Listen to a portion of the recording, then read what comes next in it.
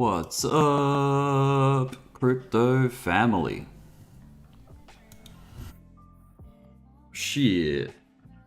How you doing, Shadow? What's up, Doge Rocket and Hootie? Remember yesterday how I circled? I think it was yesterday. I circled right here. Yeah, has to be yesterday.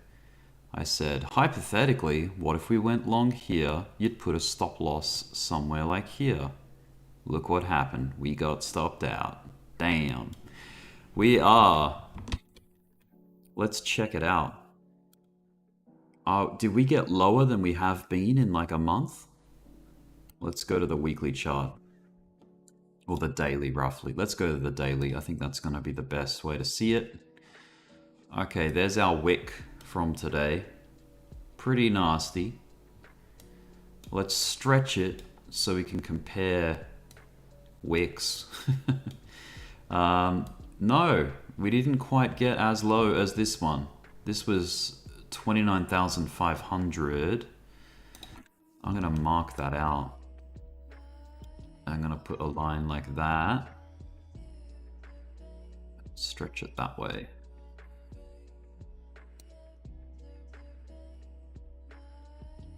I'm gonna I'm gonna color that something else so that we can keep an eye on it. Let's go like this color here. All right. We came really close. Let's go to the 1 minute chart and zoom out. There we go. That was our approach to that low from whatever date that was earlier in the consolidation. So we haven't gone deeper than the extremes of this range yet. We're still on top. We are in a very volatile downtrend. Check out how the volatility has grown. Okay, it's a downtrend. The swings aren't very big, but then they start to pick up. Look at these like swings really picking up in amplitude, and now it's like starting to maybe change back to smaller amplitude now. Interesting. It's like this broadening wedge, this descending broadening wedge, something like this. Let me just change these colors here.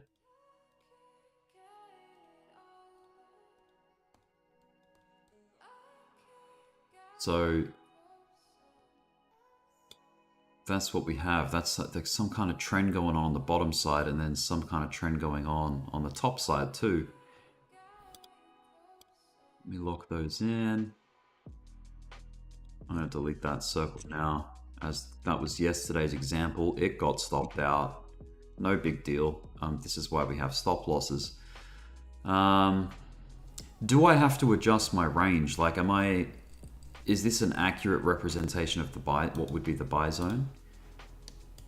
Let's see. I'm going to zoom out on, like, say, the hourly chart. Let's see if we can like tweak this a bit better.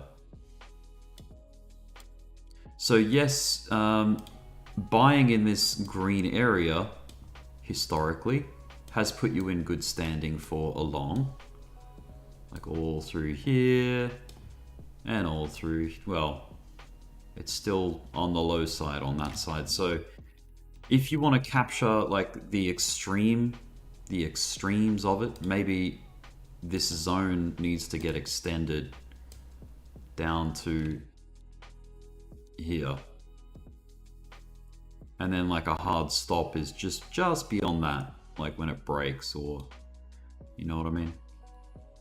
And then the extreme sell side is obviously extended to the high for 2023, just somewhere up there. I don't know if I'm going to be able to get it. Here we go. Should be able to get it now. Yeah. So that's a pretty like wide zone, but you can see the middle is like the kind of transit area. This is where it's like transitioning from buys to sells, or longs to, you know, longs to shorts and shorts to longs, that kind of thing. Should we be reducing this side at all? Yeah, you probably could. You could probably get away with like bringing up the sell side a little beyond 31k, maybe like 31.1. Maybe. Coordinates 31.1. Okay, lock that in. And then the buy side, maybe we could adjust that. We could tweak that to say, you know, we're confident we'll get some buys starting from, you know, 30,050 just to be safe, you know. But obviously there's a lot of evidence of dips below 30k, so you can pretty safely get in an entry. And like obviously we're very much below 30k right now. So yeah, maybe that's more what we should be looking at as far as a range. And the rectangle, you know, our rectangle that we're in. But obviously the space that exists between these zones that I've drawn out here is the real, like, that's the meat of the consolidation, like in there. Let me change this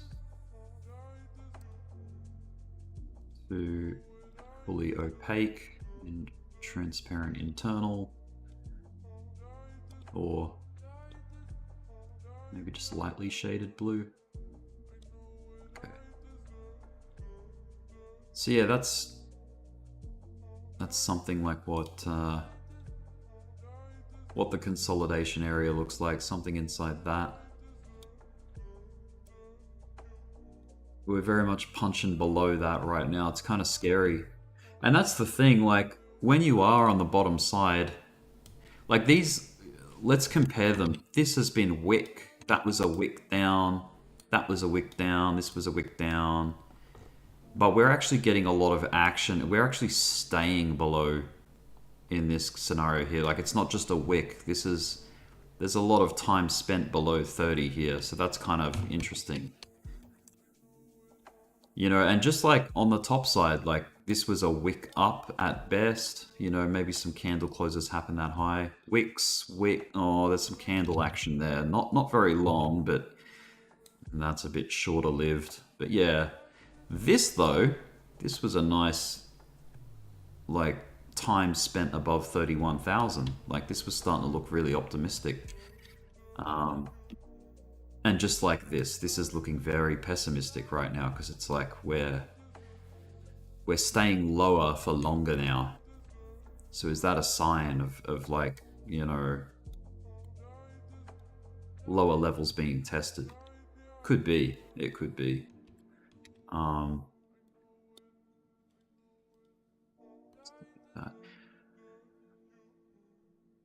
So yeah, we're not far off the end of seeing the end of July, are we? What is it, the 19th of July in Australia already? I know it's the 18th, the night of the 18th for you guys in the US. But if we go sideways here, how many days are in July? Is it 31 or 30? Let me go to the 4-hour chart. Yeah, I'm pretty sure it's the 31st of July. Yep. Okay, so about 11 days left. 11 or, sorry, 12 for me, 13 for you in July. So I think July's kind of been, you know, like not a lot has happened in July so far. Bitcoin's kind of gone sideways. Let's open up. You know, we've got 19 days of data now. If we go to the monthly chart and hide all of the drawings, this is the monthly chart for Bitcoin. Look at that. Look at that candle for July. That's the July candle. This was the June. June was awesome. It was like January, March, and June. Those are the three impressive months. Everything else, every other month has been like, yeah, there's, you know, there's some range to it with the wicks and everything, but yeah, nothing compared to those 3 months. So yeah, maybe July was meant to be like a slower candle, you know, with not much action. Maybe we have to wait until August to get the bigger move, you know, whether that's a big move up or a big move down to test like the bottom of this rising wedge. Yeah, this, like I said in the previous stream, this cloud here, this resistance zone that we're coming up on the macro chart is still very significant, and I'm pretty much telling you what everyone can see anyway. So, I don't know, is there anything else to report since last stream? Not really. Not much has changed. The calendar, what's happened in the last, like, what's some information that we've had? Okay, we've had retail sales. That's the most recent information that's come out. Retail sales has seen a slump off the forecast. What was the previous reading? Okay, so we're up off the previous month's reading, or the previous, you know, result. We're up by 0.1%. Not bad. I think that's a sign of improvement. We were hoping for better results though. We were forecasting a 0.4% retail sales month over month, but it came in at 0.2. Let's talk a little bit about the stock market, because that did really well overnight. Well, you know, today's session was really good, the US session. I'm just going to clear all the indicators. Let's go to the daily, so you can see the daily candle. So that is the candle that we just did on the S&P 500. Almost 0.75% up. That's a big deal for something like the S&P 500. That's almost a 1% candle. We're pretty much tapping or testing this resistance here that we met back in early 2021. September 2021 was that level. That's where we're at right now. There's a couple more pivots, like there's this little double top here, and then this one that we have to look out at. So I might actually add a couple of lines there. Let's just duplicate this one.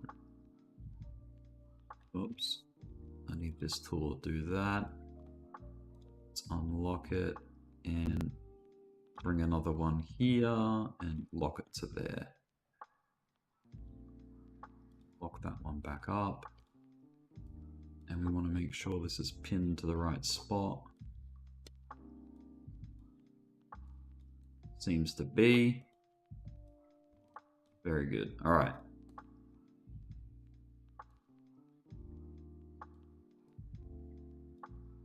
And then I suppose this one deserves a line as well, that pivot there. So those three blue lines, I think, is the most significant traffic that we're going to see between here and the all-time high. There's probably this as well, because like there's a couple of tops here.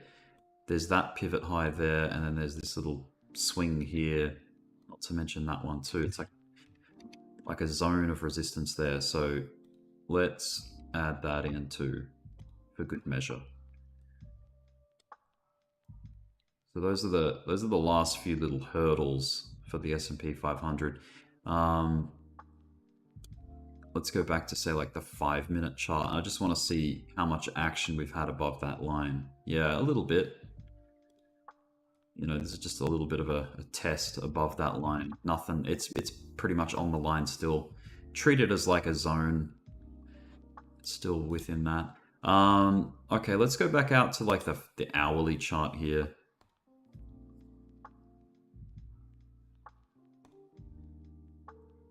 I want to compare S&P 500. Let's do it with the futures charts. So we've got the US 500 chart, which is the S&P 500. Let's go to like the weekly. I want to get a real macro feel for what's happening. That was an old rising wedge that we were in that we actually fell down out of, which is expected. And then we have actually climbed up, and it's causing the bottom side of that wedge line there, that trend is being respected as like resistance on the way up. But because it's like an angled line, you can still get an uptrend off it, which is pretty cool. Okay, hourly chart. Oh, sorry, weekly chart for the S&P 500. This is the NASDAQ chart. You can see the recovery is a lot closer to previous all-time highs there. Let's get an all-time high line going for that, because we got one for that. Yep, look at that. That's pretty cool. The Dow Jones, 30 companies in the Dow Jones. That's on its way too. Not bad. Let me catch up with some of these comments here. Sup, Leroy? It's 111 Fahrenheit or 44 Celsius outside in Las Vegas, Nevada. Jeez, that's insane. That's crazy heat. Do you have humidity with that, or is it just dry heat? What's up, Crypto Knight? It's a Head and Shoulders, so we're going further down. Could be, could be. Doge Rocket, come on guys, why comment, support, but not like? Press the like, it helps. Yeah, it does help. Thank you. Thank you, Doge Rocket. Brandy Bryant, what's up, Brandy? Hello, dear friend, much love from you, Seattle, your Seattle homies. Yeah, I love Seattle. I'll visit one day. Clive says, tons of the movement in the market, particularly the NAS, is too tech heavy. Yeah, the NASDAQ. Microsoft made all-time high, also influenced Nvidia's rise with a push on AI. Of course, this is the second week of earnings when you are going to get the most volatility. The banks have been reporting, but that is nothing in comparison or compared to the third week of earnings, which is all the tech. Yep, that's it. The tech companies, Apple, Microsoft, Google, Meta, even Tesla, I guess, like they're pretty big too, but they're not as big as those other ones. They pull a lot of weight in, the progress of the indexes. I'm pretty sure Microsoft and Apple feature in every index. Like they're in the Dow Jones, they're in the NASDAQ, and they're in the S&P 500. Tesla reports tomorrow. That'll be interesting. Let me just quickly have a sneak peek at the Tesla chart. Tesla. There's Tesla. Let's go to the daily. So this is the guy called BLS in our community, went long all the way, somewhere back here. I don't know if he went long here and went through drawdown, or whether he went through long here in the uptrend. But if he was still in that position, damn, that'd be a nice position to be in. It's up like 113% since then. Very cool. And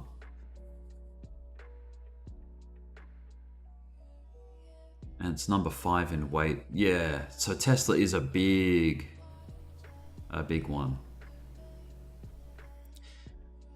I've got an interesting chart. I'll put the link to it in the description, but it's a list. It's companies' market cap. So this is everything. This is commodities, stocks, cryptos, all like arranged and listed by market cap. So let me just change this to dark mode.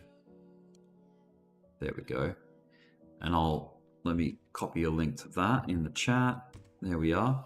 So you can see, obviously, gold is worth $13 trillion. Apple's 3. That's massive for a company to be worth, $3 trillion company. Microsoft 2.6, so it's not too far behind. This looks like an oil company, Saudi Aramco, Saudi Arabian company, good on them. Google, Alphabet, part of the, I think Clive, you were saying like the big 7. 1, 2, 3, 4, 5, 6, 7. Yeah, Apple, Microsoft, Google, Amazon, Nvidia, Tesla, and Meta, which is Facebook. Pretty cool. Berkshire Hathaway is not far behind. Crypto, Bitcoin's down at just under $580 billion, according to this list here. But we've seen Bitcoin come up above $1 trillion, so it's been in the top 10 before. Silver's worth 1.4 trillion. Interesting. But yeah, Apple is leagues ahead and has a lot of weight. Apple and Microsoft, they are both featured in all three of the major indexes there. Like, I don't know if they're part of the Russell. I haven't looked at that before, but yeah, S&P 500, the Nasdaq, the Dow Jones. Pretty cool. And all of those earnings are coming out in the days and weeks ahead. I think you'll have all of those big ones, all of their earnings reports will be out by early August. I'll have a quick look at that too. Earnings results. Earnings calendar. This is nasdaq.com, so this is like the official website for it. We're on the Wednesday, the 19th of July. So this was today, Tuesday, for you guys in the US. The Bank of America Corporation. I don't know, do we have the result yet for that? It's not showing a result, but the forecast for the EPS, which is the earnings per share, is 84 cents. That's up from last year's 73 cents. So there's a positive indication there that it's going to do better.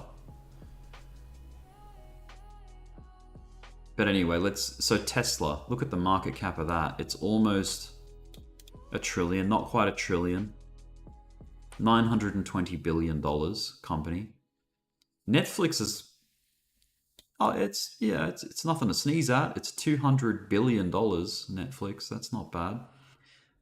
But yeah, further down the list, like look at the future dates for earnings. You can see that's a big company, Taiwan Semiconductor Manufacturing Company. So that's like all of the microchips and everything. That's a $500 billion company.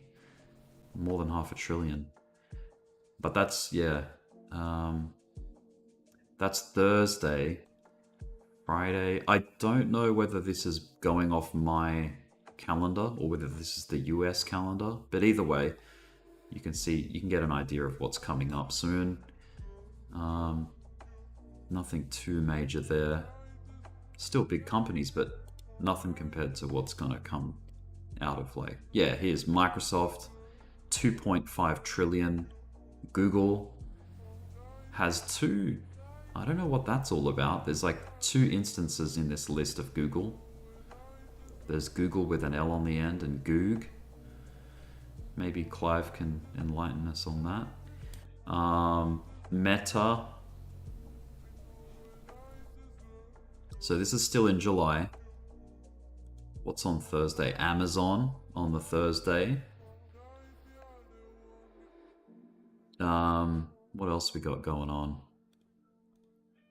Friday the 28th, ExxonMobil, which is pretty big. That's a good big company. The 31st of July, nothing major. 1st of August, look, there's Pfizer. Ooh, I'm sure that's fallen a hell of a lot. Yeah, from $2.04 a share for the earnings per share down to 61 cents. That's the forecast for this time around. The 3rd of August on Thursday is Apple, the big boy, $3 trillion company. It's pretty much bang on. They're just forecasting similar, $1.20 earnings per share, same as last year's forecast, I guess. Or I think that's the final result that came in at this time last year. Anyway, that's earnings. Check it out. A lot of it's coming up between now and the 3rd of, the big dates between now and the 3rd of August. So within the next 2 weeks, we've got some interesting days ahead. for the stock market. And as you know, the stock market can have an impact on what crypto does. So this is why I'm looking at it. Not to mention things like interest rates and inflation, which is why we have those CPI streams and talk about the interest rates as well. But yeah, like since yesterday, there hasn't really been much crypto development. Just the fact that we're struggling to maintain 30,000, like we've dipped below it. We've got this broadening, this falling broadening wedge. Now, are they bullish? Someone can maybe do some research on that. Maybe it can be me. Hang on a second. Falling broadening wedge pattern. Images. Okay, now it's coming off the back of a downtrend, not an uptrend. So let me bring this across. You can see what I've looked up. So this is a descending broadening wedge coming off the back of an uptrend. So it's kind of like some kind of bull flag in a way, but it's just, you know, it's a different shape. But what happens when it comes off a downtrend? See, this, I would argue that that's not a broadening descending wedge because it's not descending. The top is actually on an incline. The bottom's descending, but that's just a broadening wedge. It's not a descending wedge. I don't know.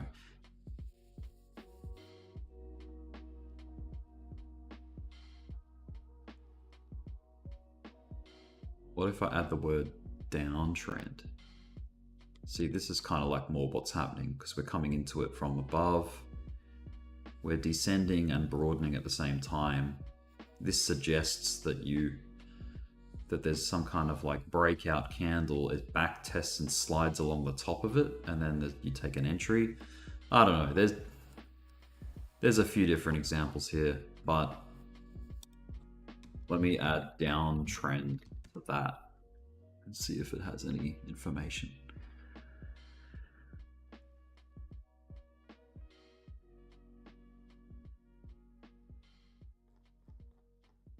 Yeah, anyway, that's probably as close as what's happening at the moment. Hey, look, ForexB. I didn't know B was into Forex. Let's check that website out. It's a website called ForexB. There you go.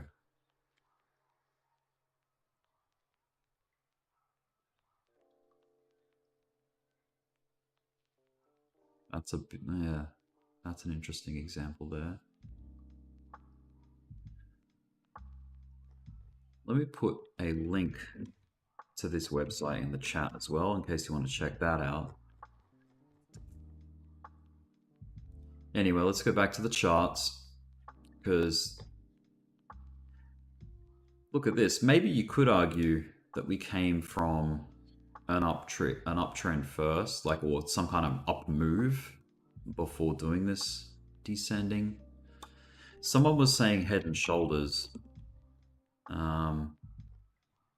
On what time frame was that? I think if you go down to the 5 minute, you can see an inverse head and shoulders type formation, because you got that shoulder, you got that deeper head, and then you got a right shoulder forming. And now we're sort of coming up to try and test the top of the broadening wedge as with the potential neckline, you know, and we'll see if we can break out from it and like come back up to 30 maybe. Let's see what we got.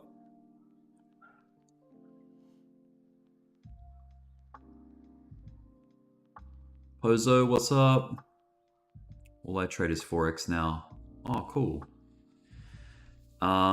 Yeah, I'll put a link up for my Discord channel. Let me jump in my voice channel too, in case anyone pops in. Create invite, and I'll paste it in here. I'll pin it to the top of the chat as well. Free Discord. Let me add the words to join in there. Free to join, because it sounds like it's a petition. Free Discord, it's trapped. Where's the little pin icon? It's just giving me that. Hang on a minute. There we go. Pin message. So if you want to say g'day, jump on in.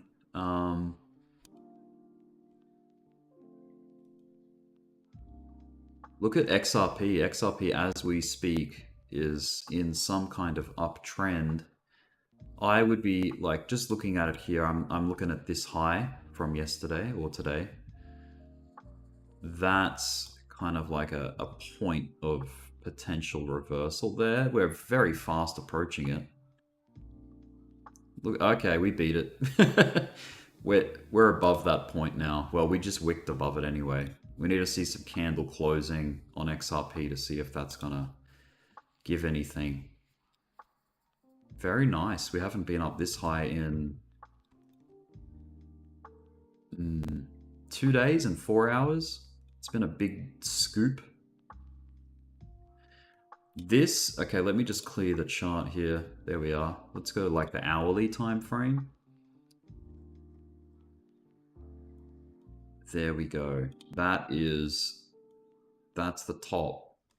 That's a point, that's a pivot that we have to be aware of moving forward. So I'm just going to draw a couple of parallel or just some lines here to keep an eye on.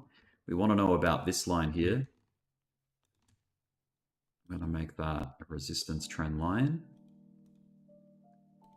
And then that's pretty much it. That's the primary structure that I'd be paying attention to. That pivot right there. Just on this short time frame. This is the hourly chart.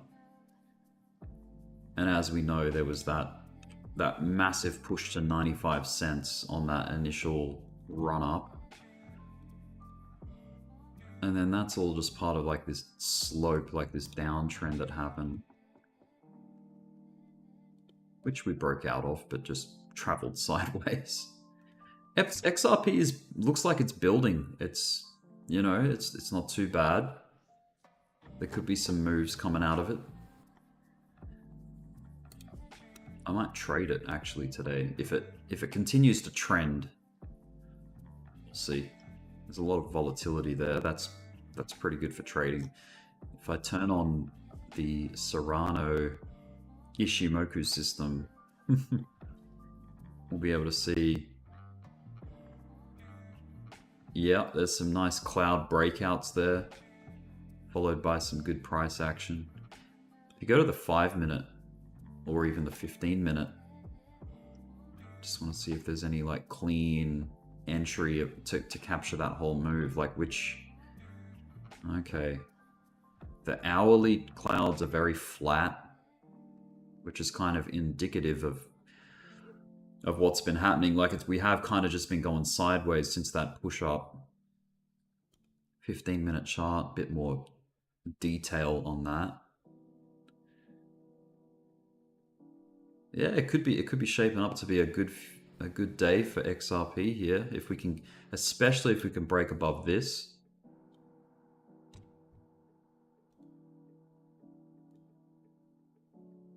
But yeah, just make sure if you are going to trade it, just make sure you're getting in at the right time, because timing is important if you're scalping, right? You don't want to catch it on the top of a swing. You want to catch it if you're going long, obviously on a pull back. You want to see it pull back. Bollinger Bands can help with that. If you don't know like totally where to get in on, if I turn on the Bollinger Bands, let's go. This is the 1-minute chart. You want to try as best as you can to avoid buying when price is banging on the top of the band like that. That's just kind of like FOMO type stuff. The best thing is like getting any kind of activity pushing against the bottom of the band like this. You know, you could be layering in buys through here in expectation of a swing back up. That kind of thing, you know? But right now, it's riding the bands like real nice. It's like this push to like round out the rest of the day.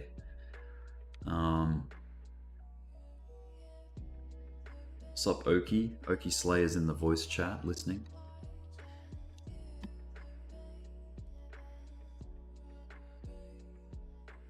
TDI is a lovely indicator as well. Yeah, I've seen that one. That's like an oscillator, right? Down the bottom. The TDI. You can see I've got like a cipher indicator on here. Something like market cipher. The Vu Manchu. Look at this. I mean, to be fair to the cipher indicator, look at this. It did say buy signal here and buy signal here. Where does that correlate with on the chart? This dip here, it told you to buy, and this dip here, it told you to buy. There are sell signals here, like these little red ones here. Those are both sell signals. So you'd be sold here. You would have taken profit somewhere in that region. And then this sell signal here is like telling you to take profit right now. Doesn't mean the trend's over. It's just, you know, it's blind.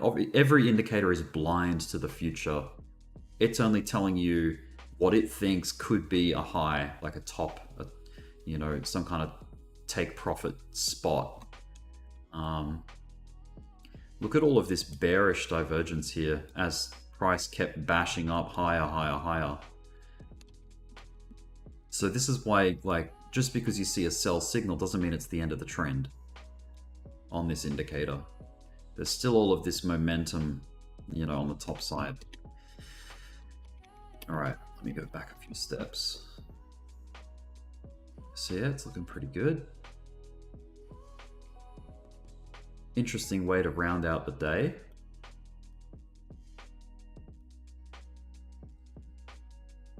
I don't know if you can see it, but I mean, I'm sure you can see it. Let me turn off or just hide the Bollinger Bands and the EMA and go full screen with this EMA cross tool. So the point of this tool is to capture and tell you like decent entries, like, you know, when the fast moving average crosses up over the slower one, that indicates, you know, that there is some kind of trend that could be starting off. And in this case, yes, it captured a really nice move here and didn't tell you to sell until here. The thing is, using this system is very noisy. Like, it can give you a lot of like dead entries. Like here, it told you to get in, but then it like changed its mind pretty quick and told you to get out over here. Similar with this spot here, told you to get in, then it's like, nah, actually no, get out. So maybe you could see that as more of a short opportunity to capture. I don't know. It's not terrible though. It's something. This one is called EMA Cross. The author for which, let me go to my indicators. EMA Cross by D.Mark165. I'll put that in the chat. D.Mark165 is the author, and it's called EMA Cross. My settings are different from the default settings, I think. My inputs are 9 and 26. I'm not using the 3rd and 4th EMAs on there. And then style is like, my fast one is blue and my slow one is orange.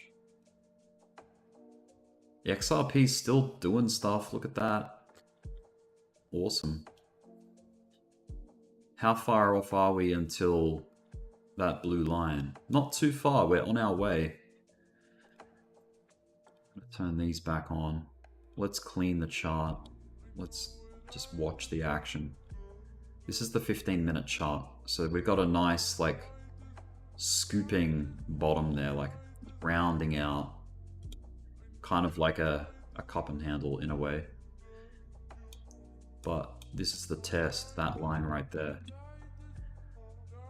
Let's just look at it live and see if it makes it up there. That's the first challenge, right? But is this going to produce any resistance? Like, is there going to be a bunch of selling when we get to that level? you know. Perhaps. I'm good with market structure, but I never look at my EMAs. We'll give that a try. Yeah, I mean, it's price doesn't necessarily adhere to EMAs. EMAs adhere to price. Like they'll print based on what the price action's doing, because obviously price can smash through them and lose the support or the resistance of an EMA. So yeah, but they're a good guide. They're like a guideline. They're sort of like, yo, this is what could be happening. Like check your averages, your moving averages. The 200 is good for any time frame. The 200 EMA is just like telling you it's bullish. You know, if you're above the 200 EMA, that's generally considered bullish. If you're below it, it's bearish, and you could be facing a downtrend kind of thing. This can be kind of like confusing when you get price action chopping above and below and not really knowing where it's gonna go. When you get when you get evidence of price riding the EMA, like right here, triple touch on the EMA. Here's a pretty dirty test of that EMA. Here's another like really bullish test. It didn't even contact the EMA. That's a big sign of like some bullish move coming, I think. You know, look at the way it launched before even touching. It didn't even get in touch with the EMA. It just took off. And up it goes. It's still going. So as we've been looking at this is only what, like 25 minutes? Yeah, look at that. 25 minutes. It's gone up. Let's see. Almost 2% so far. That's pretty good. Very tradable.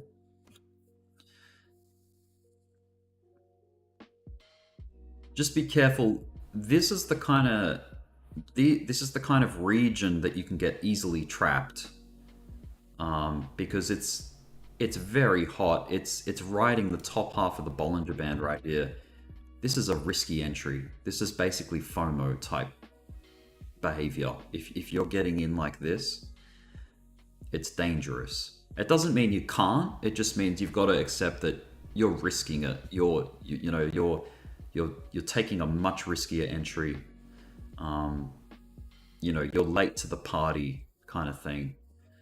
And look at this, already we're getting a candle that's a lot of people are taking profit on that candle. I don't know if a lot of people, but anyway, there's some selling happening there. So things can turn at any point. Like you don't really know where things are going to start to turn around and start pulling back, you know? And then if you do get stuck because you're FOMO'd, it's like, oh, I just hope one of these moving averages is going to catch me as I'm falling, as price is falling. But there's no, and then, just crossing your fingers is it's not the best way to trade. Just jumping, you may as well just jump in at any time if you're going to do that, if you're just going to cross your fingers. But yeah, just look at strategy. Like, look at this. Look, what evidence did we have to get in right there? Why was this like a good time? Not only did we get a buy signal here on the EMA cross, but we had a low here. This is the market structure. We had a low right here. We had a high here from before. We double topped that high right there. So we already know that this is some kind of structure is being met. There's resistance there. Then we formed this higher low. So it's like, okay, immediately there was a horizontal level of resistance here. And you had a climbing downside. So there was an ascending triangle. These to me are bullish because you're bashing against resistance, and your lows are getting higher, indicating that more buyers are stepping in on the pullback. That is what an ascending triangle is all about to me, especially when it's coming in from below like this, like when the price has come up and it's bashing against a resistance. To me, that means it wants to break. And then on the same, like on the other hand, like you've got, let me invert the chart just to show you without finding an example, but this is like an example of a downtrend. A descending triangle is like You know, our highs are fading. Like we're losing highs and we are really testing support, you know? Like it's gonna break and then bang, you get that break. That's a good way to look for shorts too, is when you get evidence of repeated tests of the support. It's like, you know, why doesn't the price believe in this support? It keeps testing it, you know? And then eventually, bang, you get the break. So, just an inverse way of looking at those. That's reason enough, I reckon, to go long somewhere here. Like, you want to catch those kind of setups. But, yeah, if you're in it, well done, because it's still alive. It hasn't if you want to look for a way to get out or like to see when the trend is over, look for this red dot. That is when this blue line crosses below the orange line, like that. Produces a red sell dot, and then that's when you know, okay, this could be the end, you know? But yeah, scalping's fun, because, you know, you get results as you're sitting at the computer, you know? It's all happening in front of your eyes, whereas, you know, investing and swing trading, you have to give it time. You have to be patient. You have to just trust in your analysis a bit more and let it do its thing. But yeah, I think both have their merits. Both, you know, both have their place. And I don't think it's a bad idea to practice either, or like be involved in either of those methods of trading or investing.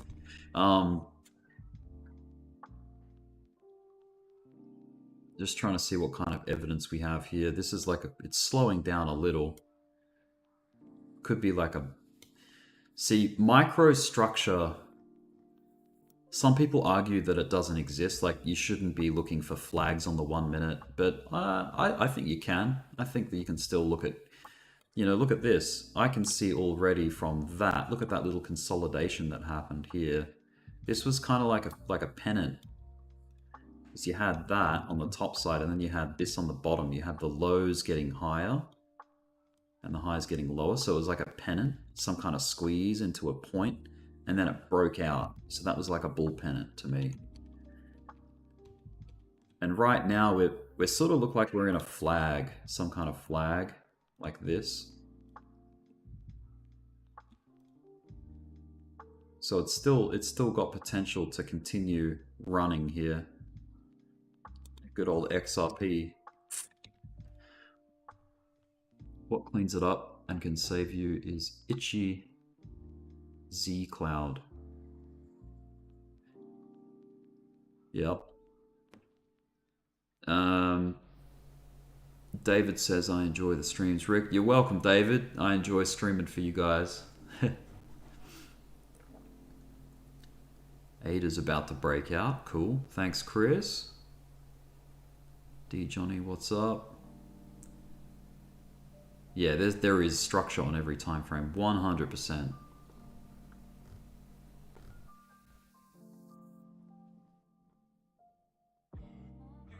Let's track this. I just want to see where XRP can go. I'm not trading it, obviously, but it's still got potential. Hey, this cluster right here was like a consolidation. So was this. This was a smaller one. Cluster. I find a lot of the time if I make a good entry, like in my trade, I just take what the market gives me and I exit at the first sign of trouble. Like I'm like, okay, that'll do me. But I want to kind of learn to maybe bring a trailing stop loss and not trail it too close because I don't want to kill its potential, you know.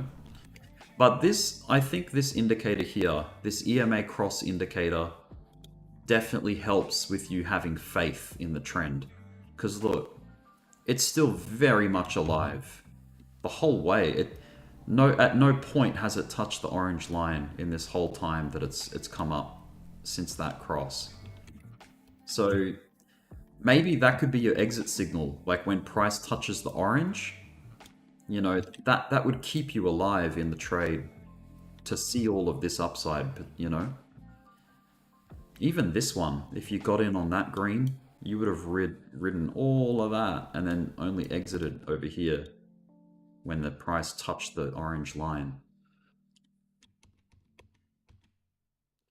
So let's say, okay, let's do a hypothetical. This buy signal, thank you Uma Motala, sorry.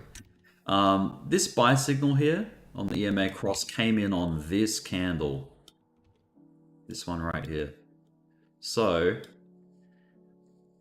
let's say we were late to the party and we got in on the next candle because we weren't quick enough, but we saw, let's go long position, and we got in like here, like kind of late. We just market bought. And then stop loss, I would say set it below the previous low, which is like just beyond here, like just there, the previous swing low. And then you could set your take profit.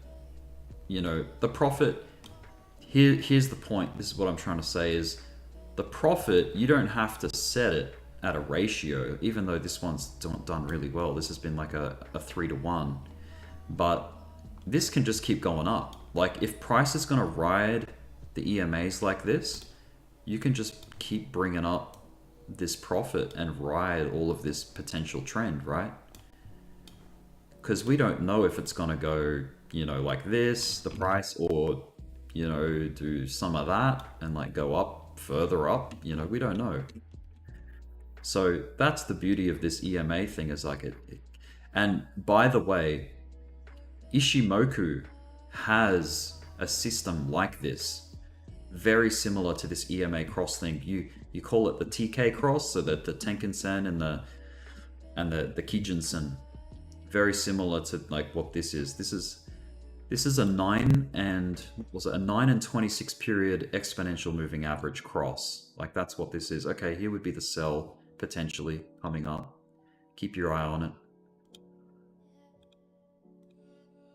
So you could either sell on price touching the orange line, or you could wait for the blue line to cross the orange line and, you know, wait for that red dot as your sell using this method. But yeah, these EMAs are like somewhat like what the Ishimoku TK lines give you.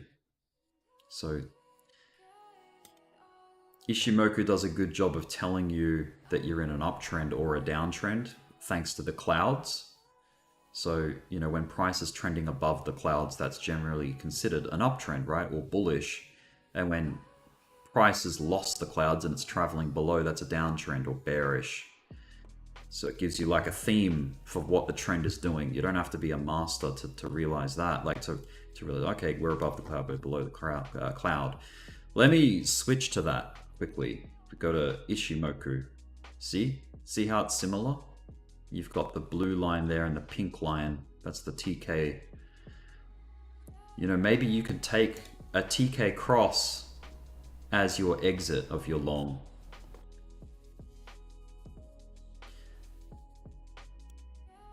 But yeah, we are very, very much, that was a beautiful cloud breakout. So that's when price gets through the cloud like this, breaks out and captures all of that movement.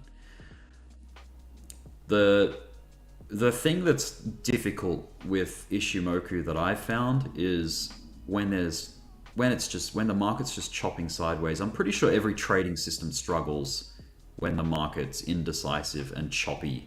You know, it's kind of like a wait for something else. Wait for a better signal. You need like some. You can grade. I know that Serrano grades signals on the Ishimoku system. Like you'll get an A grade setup or a B or a C. Like taking an entry after a breakout has already happened. Like when the trend is kind of stale, you could say that's like maybe that's like a B or a C grade entry to a long, for example, something like that. Serrano will have to run through it all one day. I could stream his explanation, but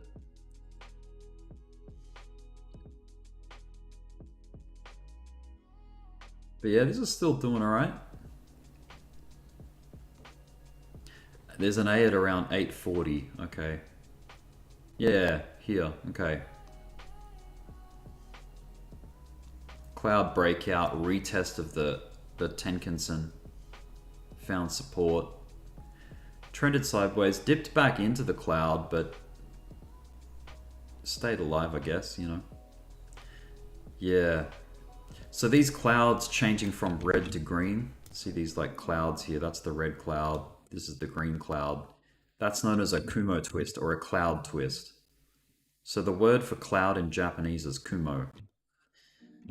So we've got a fat green cloud, which means the future is optimistic for this trend so far, right? That's what it's suggesting. You've got a series of lower highs here. See that? So there's some kind of trend line coming down. There's a bit of a parallel going on as well. You see that? If I go like, this is just rough, but if you go something like this and you pull the parallel down like that, it's kind of like a flag. Let me just get rid of the extension. There we are.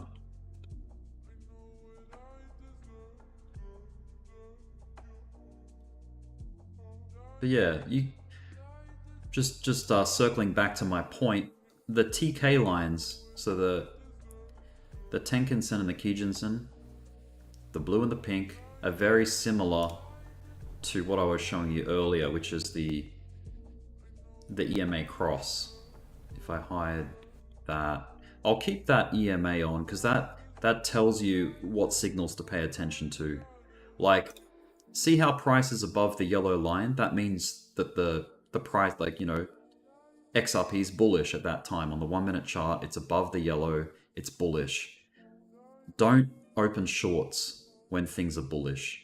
When price is trading above the yellow, you should only be looking for long opportunities, I would say, as a safer bet, you know?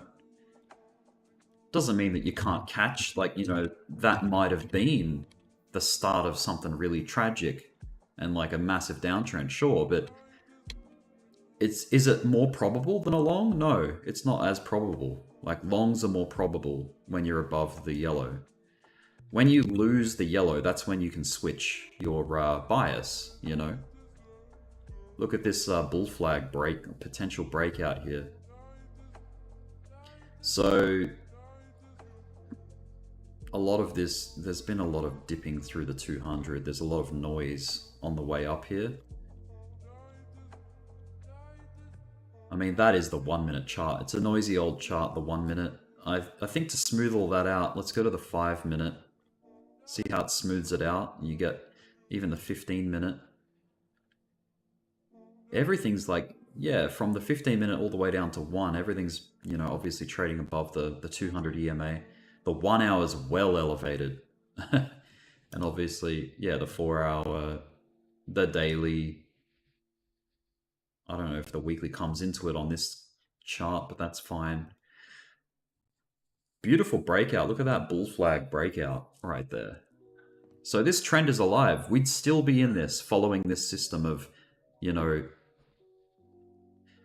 you may have taken profit if you were using the when price touches the orange, but you can see it can find support on the orange. So if you want maximum potential, if you want to keep alive in a trend like this,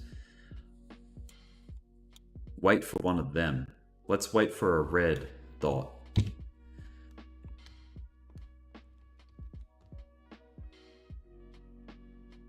By the way, when you're in an uptrend, and I said, you know, try to avoid FOMO, I think if you can identify some kind of consolidation, I think that's rational. That is reason enough to say, okay, you know, I've got some lows from this consolidation, so I could use that as a stop loss.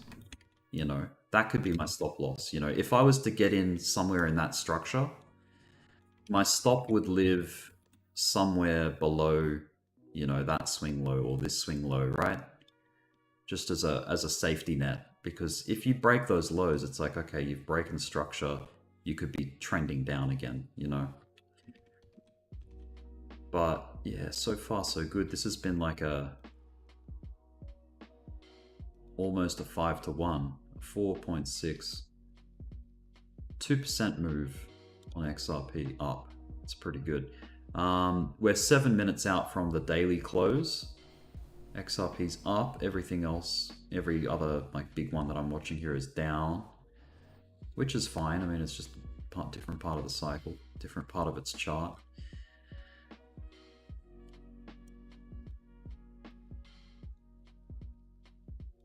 Where is the VWAP for the short you just pointed out? I don't know if I pointed out a short.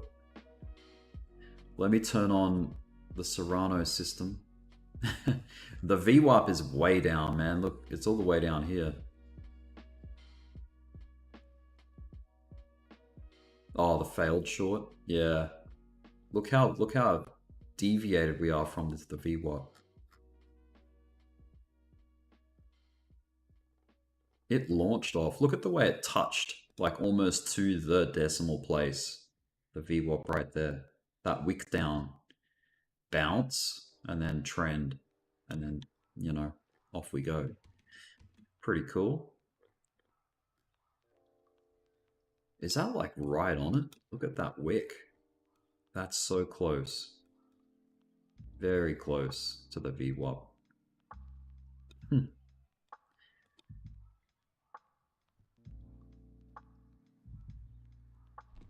The peak stop loss stop would have been that local bottom at set to the peak. Okay.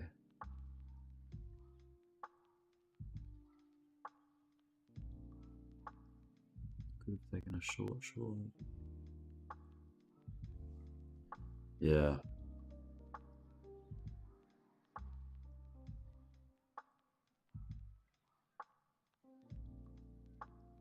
But yeah, you can certainly see that the Ishimoku system has similarities to following an EMA cross with similar like period to the Tenkan-sen. So the EMAs with 9 and 26. 9 and 26. So Ishimoku, if you look at the conversion line length is 9, which is the blue line. And then baseline length is the 26, which is the pink line. Conversion line is your Tenkan-sen, baseline is your Kijun-sen. TK. Tenkan-sen, Kijun-sen. TK cross.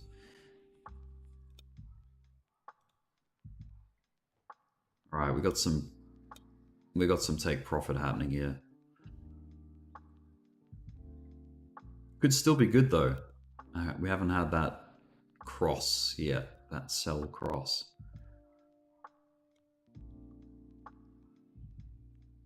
Let's see how much life it has in it.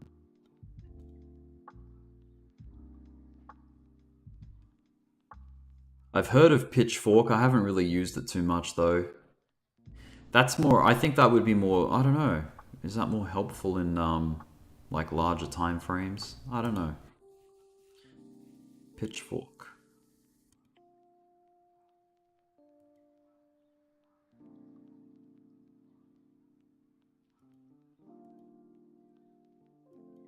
That might be in here. There it is.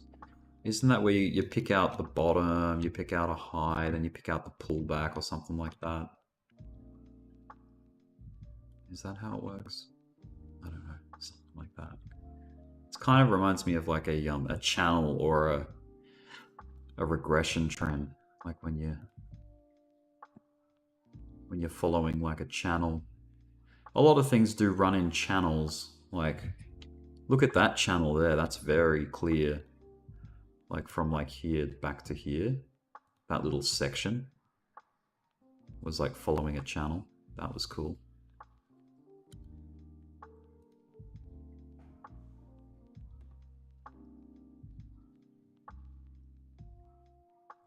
If we go out to like the 15-minute chart here, I'm just gonna clean the indicators. 15-minute chart, regression trend from here back to like, I don't know, here. Yeah, we're definitely elevated above that channel. It could become all wick, just like these moves that like extended beyond the channel, you know? Depends on the candle close, the way it closes. But let me just turn this back on. Let's follow this signal. Let's wait for that sell signal to come in before we close out this trade. So currently, realistically, we're here at the moment because we're still in the trade. We're waiting for that cross down. Let me hide the Bollinger Bands so you can see it.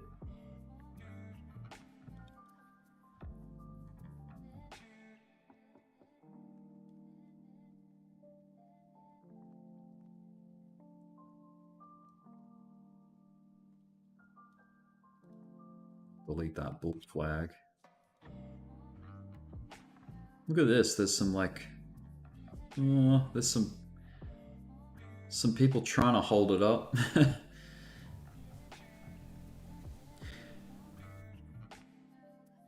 I don't know if there's people that actually attempt to hold the price up. You'd have to have a hell of a lot of money to do it. But you're not doing it as a retail individual like us, right? There's no way you're holding anything up. You just have to hope that there's a big player. You know, here we go. Here's a pretty rapid move down. Doesn't necessarily mean it's going to cross yet. We haven't got that candle close, but this can be also the detractor by waiting for a death, like, you know, a death crosses. This could come all the way down to here before you get that red dot. And then you've just missed all of that action. So it's like, is that really the best way to get out of a trade? Maybe not. But the thing is, it doesn't kill potential. Like, it doesn't kill your potential of, look at this buying up. Look at the way that got bought up. It dipped all the way down to here and got bought up. That's pretty cool. So trade is still alive so far. Let's wait till it dies. I'm going to delete that for the sake of clarity. Go full screen. But yeah, I'm pretty sure it's about to get that cross. Just the way, yeah, I don't know. It doesn't look too great. Maybe it's coming to get back in touch with the 200 down here at some stage. Like maybe it's going to take its time and, you know, do something like that. Get back in touch with the 200 EMA before bouncing again, maybe. That happens. It kind of happened here, didn't it? Came back, touched it, found support, bang, launch.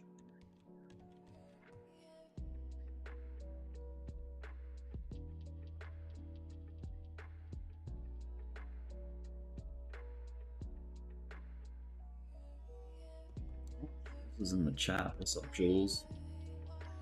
Pitchfork is best used to determine the boundaries of an impulse. Okay, XRP holds very nicely on a pitchfork from July of 2014 to the top of 2018.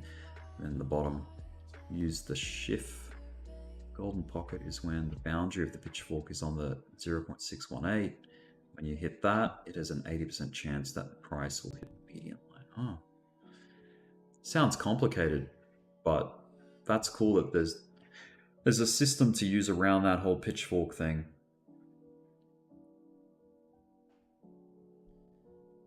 All right, let's wait for this cross. There's like, I reckon, you know, if I go back in time, there's examples, no doubt, of where waiting for the cross would have kept you in a lot of trades. That, you know, like look at this trade. This got very ugly, but it was still above that orange line. The cross didn't come till all the way back over here, which means you could have caught a lot more action out of that trend. And then don't be afraid to tweak these periods as well. Like if you find that you like, you know, a faster blue line, you can turn it down a lot. And then, you know, you would have exited on that previous candle there. Like I've seen a 510, I think. before. Someone on YouTube was using 510. It's very noisy. You get so many signals though. I don't know if that's a good idea. 926 is cool. I do like that. That's the Ishimoku. 9 and 26.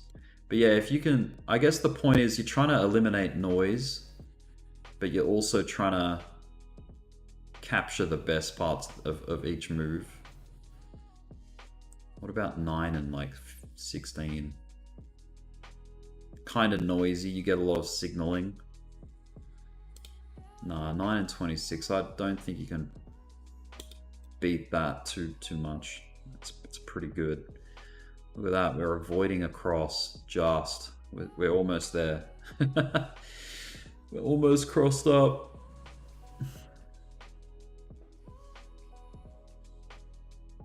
Oh, you uploaded an example to my Discord. Thanks, Jules. I'll have a look.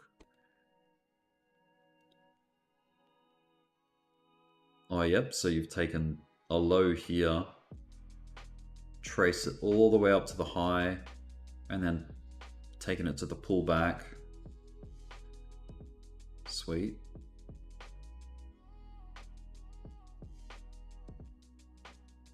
Thanks for sharing that, Jules. Close the Tesla chart. XRP, it's still alive, guys. It's still alive. Are we gonna get that cross up? I mean, it's kind of looking like head and shoulders-ish. You know, if we fail to continue up here, it could do something like that, and that's not good. That's the end of that little trend, that exciting trend that we had. We're 5 minutes into the day, into the new day. So we're now on the Wednesday candle. UTC Wednesday.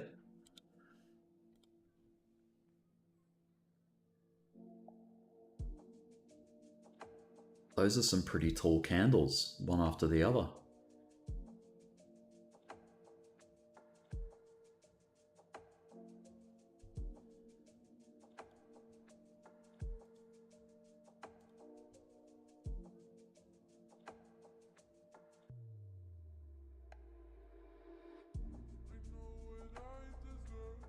Sensei Crypto ... Just starting on YouTube. Any tips? Are you a YouTuber? Like you're starting out a channel?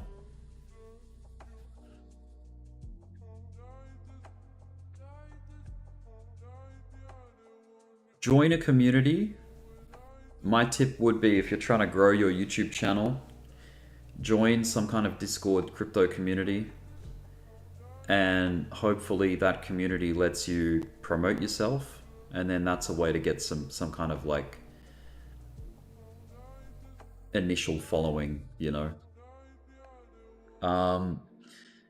A better way is to like get into a community and, you know, become an individual in there, someone that's known to everyone, and then that's another way. That's kind of like what I did in Tame's channel. I was a member of that Discord for a while, and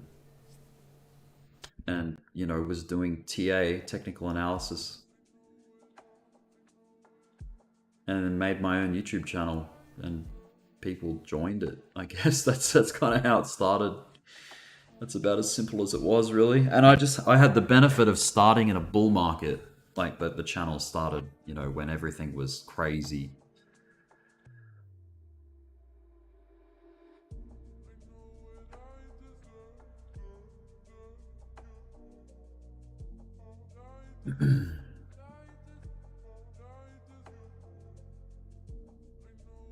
There's your death cross.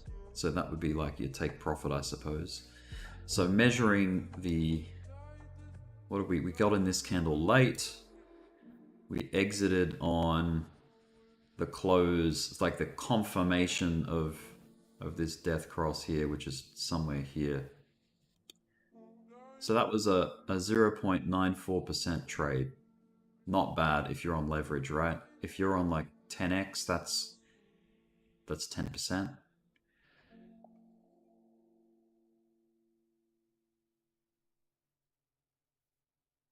and then take it up to where it, you know, you could have got out, you could have stayed in. Technically, you could have captured 2%. The whole point in the cross, though, is it keeps you involved in the position until it's sure that the trend is over, you know? Just, yeah, exiting's harder than entering a trade. Sorry, entering a trade is the hardest part of trading. Opening the trade is the hardest part. Whether you're opening it long or opening it short, that is the hardest part, I find.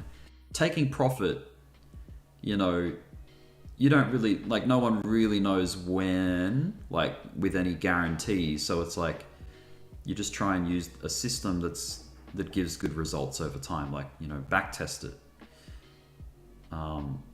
Or just, you know, have a predetermined take profit. Like, you know, when it hits a 2-to-1 risk to reward ratio, that's where I take profit, you know.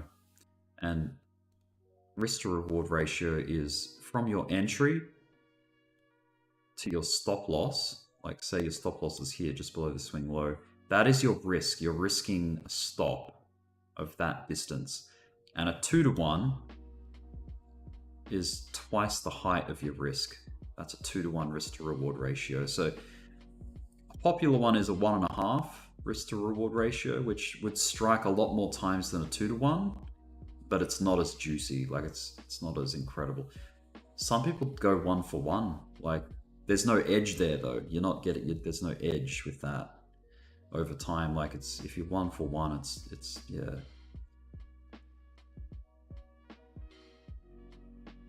But yeah, this was a good one. This is almost a 5. It was a 5 if you take it from to the tippy top there. Anyway, look up videos on risk management, like where to set stop losses, that kind of thing. A lot of people use something called the ATR, the average true range, and that tells you like the average range of the volatility. Like, you know, if I was to draw lines just roughly to show you where the highs are going, something like that, and then the lows are something like this on average. That's like your average true range, right? If you take a position, you want your stop loss to exist just beyond the range.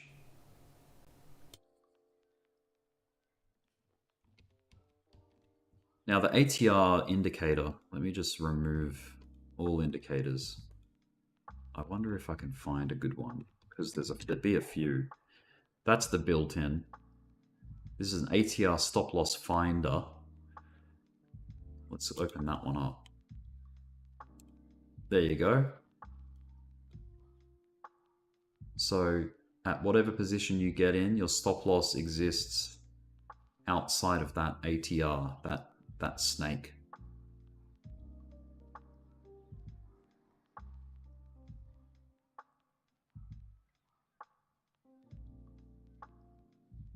Stop loss finder.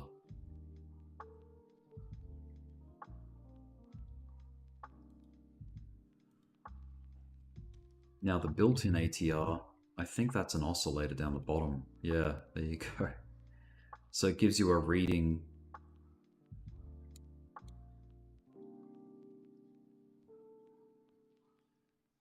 So in all of this volatility here, your ATR has gone up because it's risky. Like, it's the moves are bigger, so your stop loss has to be wider. It's more expensive to get stopped out in this kind of range is very high. Whereas back here it was cheap. It was cheap to stop out, you know, because your entry and your stop loss are quite close together. So you don't lose as much money. It's a cheap way to trade. Going for low ATRs, low on the ATR rating is going to be like it's an affordable stop loss. Whereas these stops up here, that's very expensive to stop out because your stop loss has to be a lot further away from current price to hit. You know what I mean? It's pretty much how the ATR works as far as I'm aware.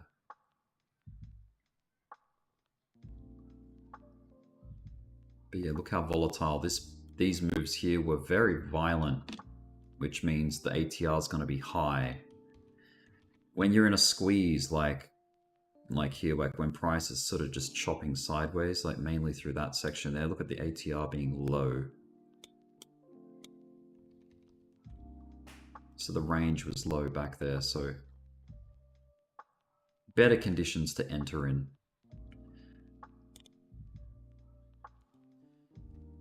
Anyway, what do we got? 26 people in the stream. What's up, guys? 27. What's been the peak today? About 27 people, I think.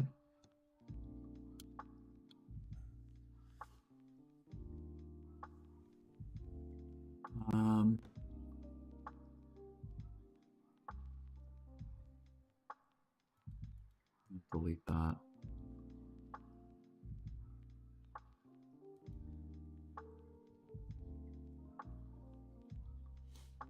Okay, so that example, not bad example, that example was enter here and exit on that cross down.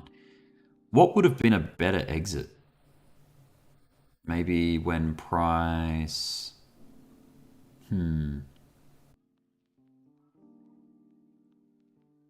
I don't know. There's got to be a better way to get out. Like, what could have signaled something up here? Like, what's a good way to get it?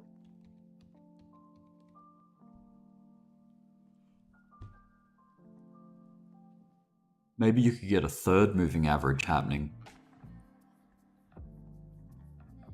And when it crosses the... It's tricky. It's a puzzle. What's up, Measured? Hey, Rick, first time caller. When moon? Yeah, I missed the bull market too, Adam.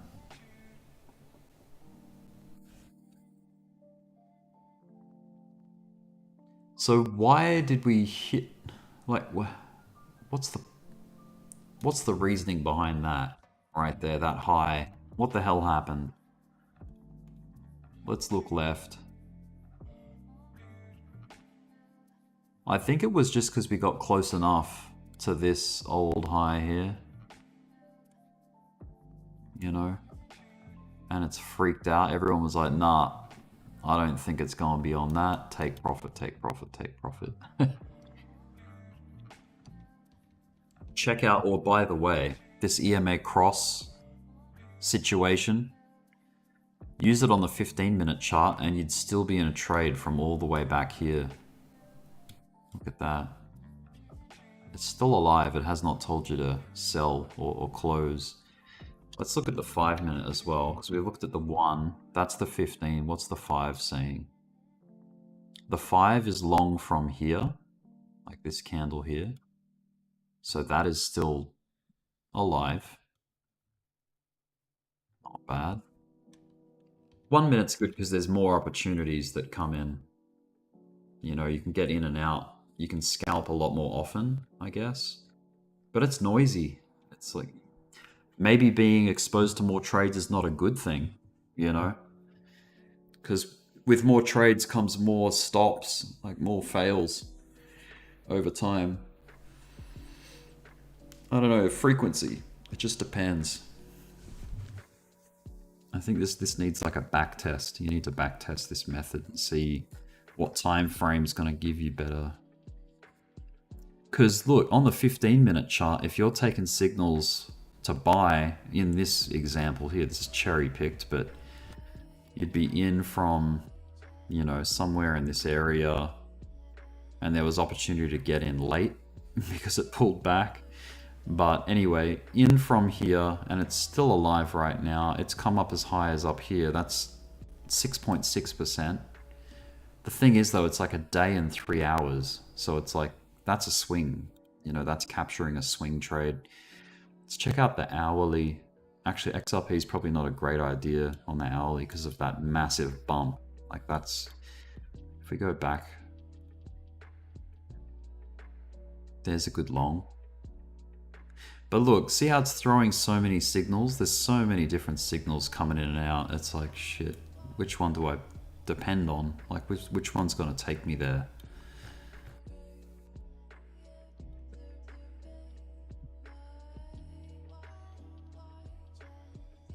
Yep, that's it. Your edge. Serrano basically just outlined the edge. Letting your winners run and your losers cut short.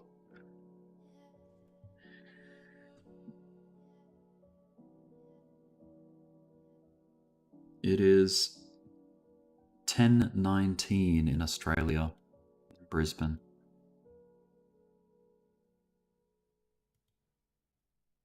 There could be another entry coming in for XRP. Look, the blue's curling up. If it crosses the orange, it's going to produce a green dot, which is a potential long.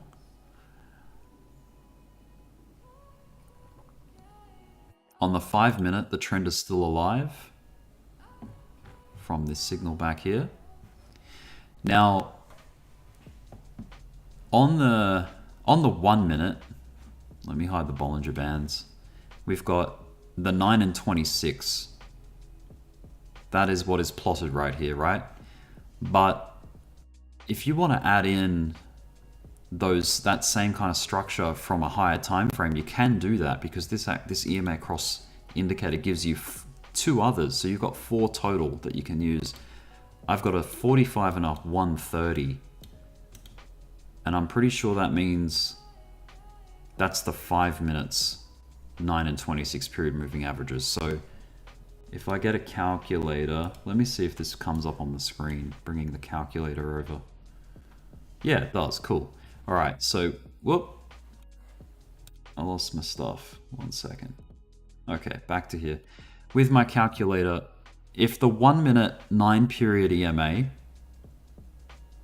is the 9, you know, on the 1 minute chart, what is the 9 period EMA on the 5 minute chart plotted on the 1 minute? It's 9 times 5, which is 45. So we've got the 45. What's 26 times 5? What's 26 period moving average from the 5 minute chart plotted on the 1 minute chart? It's 130 because 26 times 5 is 130. So we got 45 and 130. Let's turn them on. So we've got a dark blue and like a pink line.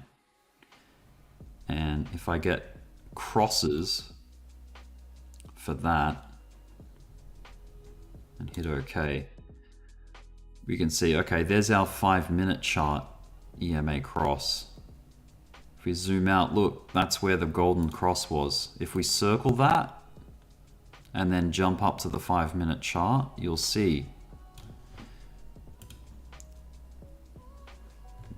there it is. Can you see it? It's right there. The green dot. That green dot on the 5 minute chart, we can see it on the 1 minute chart because of these other 2 lines. So that's your white dot. That means like there's a strong signal from a higher time frame coming into play here.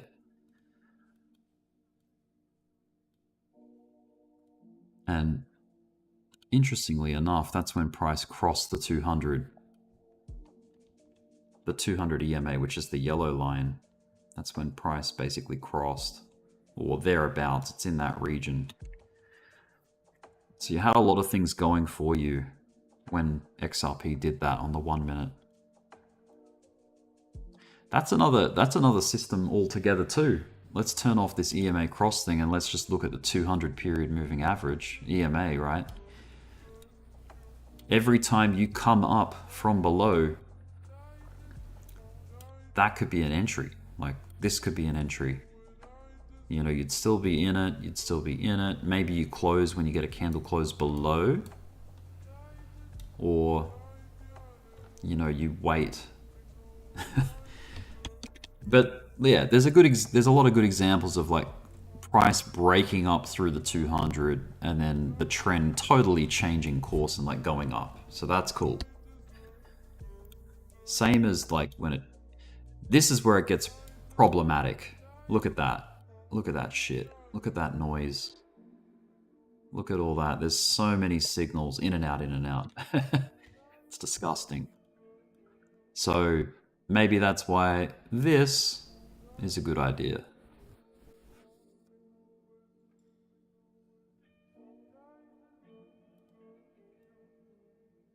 Anyway, this is all just starting points for you guys to figure out like what will work best for you, like what style of trading do you like, what indicator system do you like.